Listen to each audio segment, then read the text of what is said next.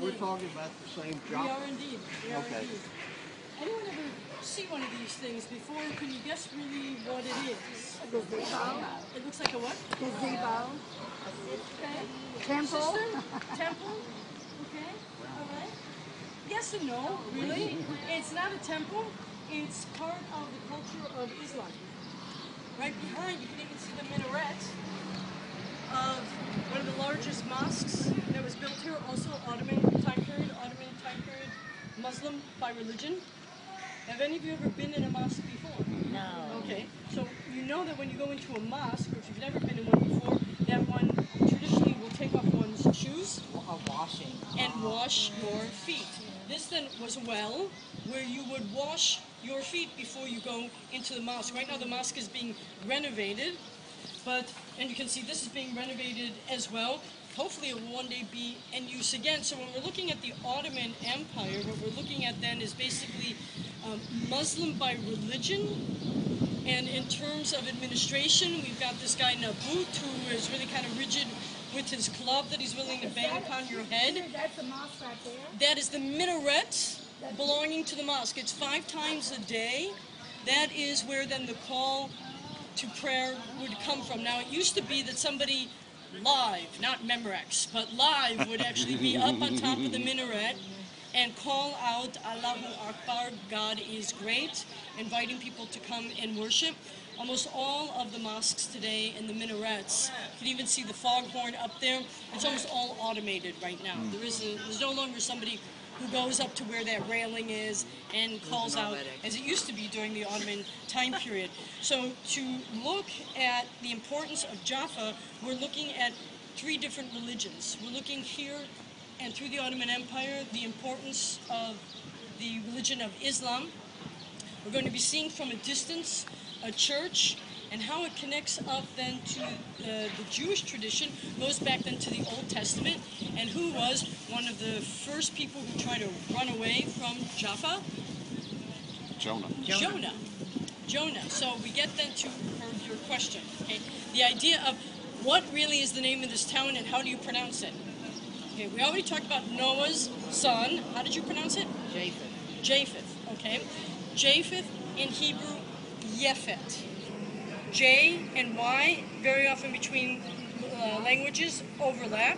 And then you pronounced it, the story of the Second Temple. Joppa. Okay. P in Hebrew looks the same as the F sound. It all depends whether you put a dot in the middle or not. We're not going to get into the whole Hebrew side of it. But Joppa or Joppa becomes then how it's known today, Yaffo. So Tel Aviv, Yaffo, Joppa, maybe even going all the way back to Japheth, and Yefet. It's all really the same. It's the same port. It's the same geopolitical important port that connected 2 superpowers. Now, how did that work? Down that way, further south along the Mediterranean, eventually you would get to Egypt. You can't see it. Further down, that was the superpower of Egypt. Dynasty after dynasty. You come up through this land, and you go way over in the area today of Iran and Iraq. Not stable today. Just going to see if this is Daron. And no, it's not.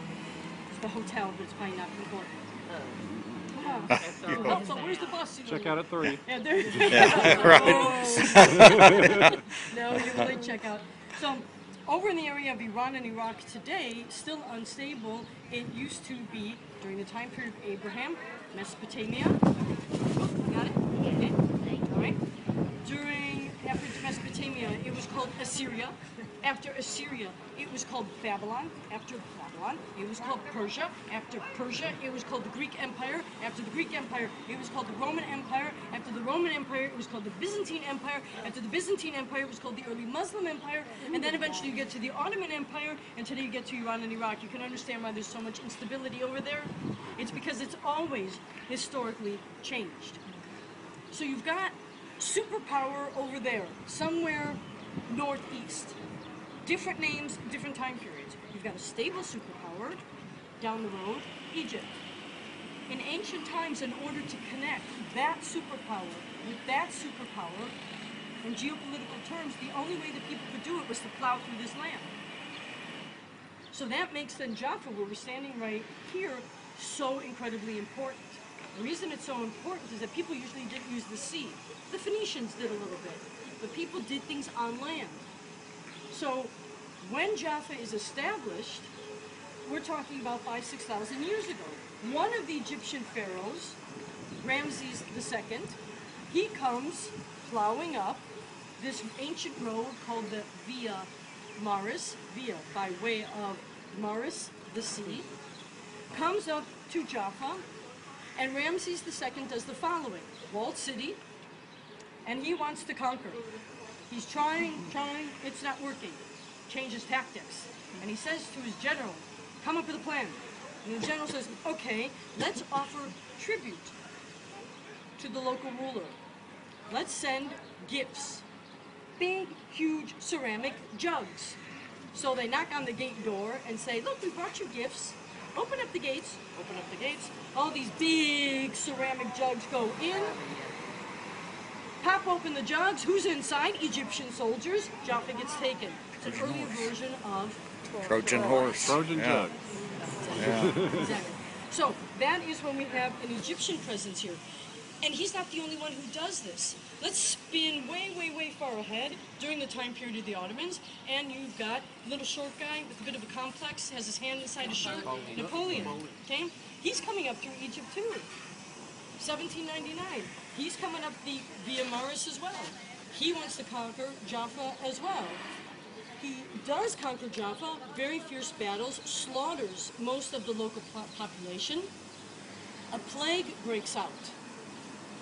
As soon as we step out of here, I'll be showing you from a distance the church, where near that church, Napoleon, in a famous painting that hangs in the Louvre today, visits the ill soldiers of the French army. You're familiar with this painting?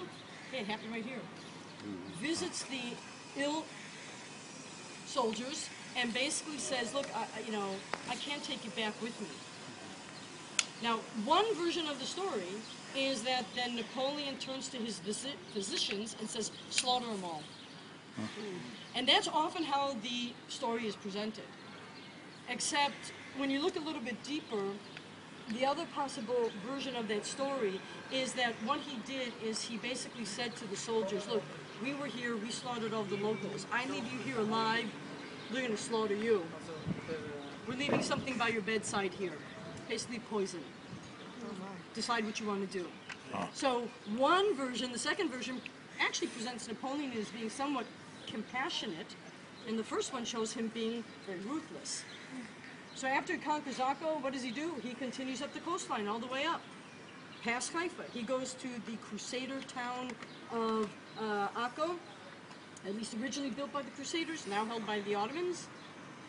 Dahar el-Omar is the leader at the time, and he sets up camp on a hilltop, and he tries to lay siege to Akko.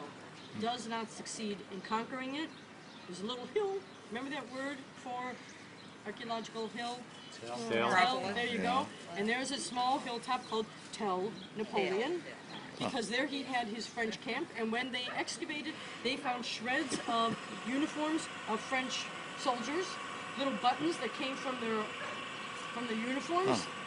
And Napoleon then, not being able to conquer Acre, comes back here and goes back home where he came from, back to France. Well, eventually then he's, the story of Napoleon. So we've got Ramses II, we've got Napoleon, and so many others in between. Able to conquer Acre, comes back here and goes back home where he came from, back to France. Well, eventually then he's, the story of Napoleon. So we've got Ramses II, we've got Napoleon, and so many others in between. So we've got the Muslim layer here. We're going to look at the Christian layer from a distance. Where's the Jewish element in this? We started talking about Jonah.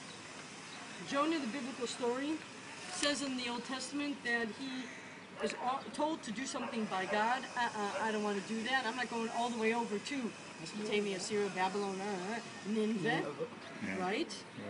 And tell them that they're not behaving nicely. So what does he do? Here in the town of Jaffa, the port, biblical port, he gets on a boat and he goes to a city called, anyone know from the Bible? Tarshish. Okay, yeah. Okay, all right, okay. Yeah. It's a city that is symbolic also to mean as far away the other direction as possible. And then the whole story goes over the side of the boat. It's often been discussed in literary terms that the story of Jonah is a precursor to the story of Pinocchio. Yeah, he is swallowed by a whale, and he is trying to atone for his sins, and then the whale throws him up. It's very interesting from a literary point of view. Right. So, Jonah, the port, the story from the Old Testament. We're going to spin ahead now to the New Testament around the corner and fit in that Christian piece. Question, please. What about Cleopatra? Oh, Cleopatra, she was a trip and a half. Who was her boyfriend? Right? Mark Anthony? Richard Okay. Burton. Richard Burton. Is that the hotel again? No, it is not. Richard Burton. That's a good one. I'm going to put this on silent. Forgive me. She had a tendency to nag Mark Anthony, who was best friends with also, but Herod the Great. And Mark Anthony would come to Herod and basically say, it's Cleo's birthday coming up. I've got to give a really nice gift this time. What piece of land can you give me? Further south of Jaffa, Ashkelon, the area of Ashdod, which had been a Philistine town, was turned over to Cleopatra. And also going up the Jordan Valley. Going up the Jordan Valley, there's also a piece of land that was given to Egypt via Cleopatra, because Mark Anthony was just trying to please her, and Herod was trying to please Mark Anthony. Was she ever here? No. What town? Landowner, maybe. What do you call it? An absentee landowner. Didn't hold it very long. Yes, exactly. All right, let's go around the corner here.